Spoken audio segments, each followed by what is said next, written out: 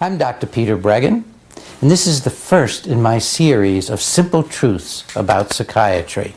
Today I'm talking about biochemical imbalances. Has anyone ever told you that you had a biochemical imbalance? Did you go to the doctor feeling anxious or stressed or depressed and have them say, oh yeah, it's genetic, it's biochemical, you need a psychiatric drug? Well, you might be surprised to learn that the only biochemical imbalances in the brains of people who see psychiatrists are the ones put in there by the psychiatrists. We don't have any evidence that any routine psychiatric problem, from anxiety to depression and even schizophrenia, has anything to do with a biochemical imbalance. So where did an idea like that come from? We know the answer. It was actually made up by the brilliant minds at the drug company Eli Lilly. Even before Prozac was approved for depression by the FDA, Lilly was sending its minions, its paid physicians and consultants, out into the world to say that depression was caused by a biochemical imbalance, and in particular a kind of sluggish serotonin neurotransmitter, just not enough serotonin working. But Lilly knew from the beginning that it wasn't very simple, that this drug Prozac wasn't exactly going to jack up your serotonin like it was supposed to. The whole idea behind Prozac was that it would block the removal of serotonin from those active places in your brain called the synapses. You know, here's one cell and it's dropping Prozac into the, not Prozac, here's one cell and it's dropping serotonin into the synapse, and here's the other cell and it's picking up serotonin, and then comes Prozac and it blocks the removal of the serotonin from this space. And that's supposed to mean you're going to puddle serotonin, you're going to increase serotonin in the synapse. Well, in fact, and Lilly knew this before the drug was approved, the brain doesn't like to have the serotonin puddling in its synapses, and the brain responds by stopping producing serotonin. It responds by increasing its ability to remove serotonin. It responds by becoming less sensitive to serotonin. So from the beginning, it was a flim-flam. It was a PR claim that you got biochemical imbalances and Prozac's gonna fix it. So, what do you conclude from this? People who have emotional problems, you, me, we all have emotional problems. We don't have anything wrong in our brains.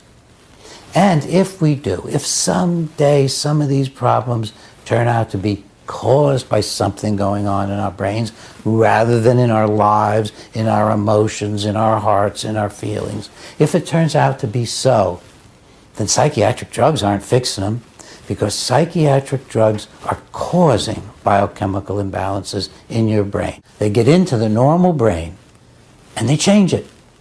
Whether it's nicotine that you're smoking, whether it's alcohol you're drinking, the drug is changing your brain. And that's why when you stop, you get a withdrawal reaction, because the drug has changed your brain. No doubt about it. I'll tell you a simple story. I used to drink too much coffee. I had my office in my home years and years ago, and the coffee pot was there, and had my office built onto the outside of the house, and I would just drink coffee all day long. One day, I got depressed. I got fatigued. I got achy. I thought, what is going on here? I feel like I need to drink some more coffee, so I drank more coffee, didn't do any good. I drank some more coffee, didn't do any good. For 2 days, I had a gradually improving sense of fatigue and just feeling lifeless and not really happy about what I was doing.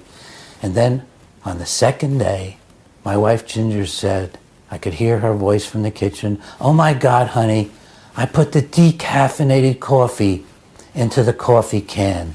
You've been in coffee withdrawal for 2 days. Now, if coffee could do that to you and be that confusing to me, a psychiatrist who knows about drugs, So confusing I didn't know what my feelings were, that I thought I was depressed when I was going through withdrawal from a mild stimulant. Imagine withdrawing from other psychiatric drugs, and that will be a separate story for you. But right now I want you to know that the biochemical imbalances in your brain right now, if you're taking psychiatric drugs, are caused by the psychiatric drugs. Consider how a drug is selected to be studied as a psychiatric drug. Well, it can't be studied by showing it corrects biochemical imbalances, because we don't know about any biochemical imbalances.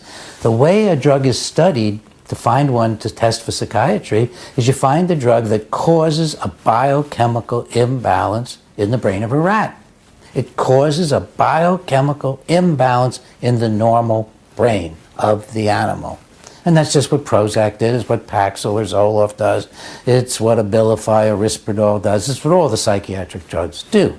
They muck about in the brain in this marvelous, complex, incredible organ, more complicated than the whole rest of the universe. It's a toxin in there that's changing things in ways in which we can't anticipate. Then it becomes up to the drug companies to promote that it's not causing a biochemical imbalance, it's curing one. So listen, get focused on what's real. And what's real is our struggles to live, our struggles to be happy, our struggles to overcome childhood problems and adult stresses. Get focused on yourself as a human being who's alive and whose brain is adequate to the tasks ahead.